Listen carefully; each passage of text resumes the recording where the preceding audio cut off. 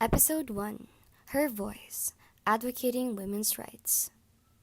Good day, everybody. Today, we are going to be tackling the flaws of the patriarchal system and how it affects men and women of today.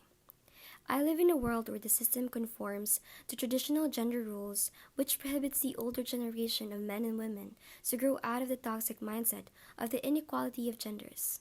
This is a problem we face even today. A system where women are inferior to men and how men must conform to the traits of toxic masculinity. Women are told that they cannot be what men can be, and men are discouraged to show their femininity and vulnerability. There are other toxic mindsets that is passed on by the patriarchy, and it forms a generation that tolerates abuse and discrimination against all genders. Crimes regarding sexual harassment, rape, gender discrimination, and unequal pay are the results of this flawed system.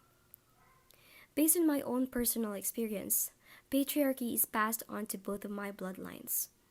I grew up having men humiliated and bullied because of being feminine and vulnerable. To add, I also grew up in a household where women's decisions are not a priority, unlike the men who led the family.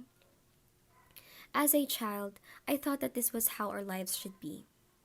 But growing up, I had to relearn that having an open mind changes my perspective on the aspect of gender equality and women empowerment. As a woman, a student, and an advocate of women's rights, I believe that using platforms like this podcast will encourage people to step out of the system that promotes harm and inequality to all genders in a community. I will be using this platform to invite men and women who have become victims of the biased systems that affected how they were told to live their lives.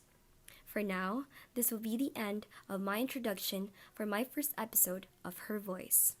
See you all next week.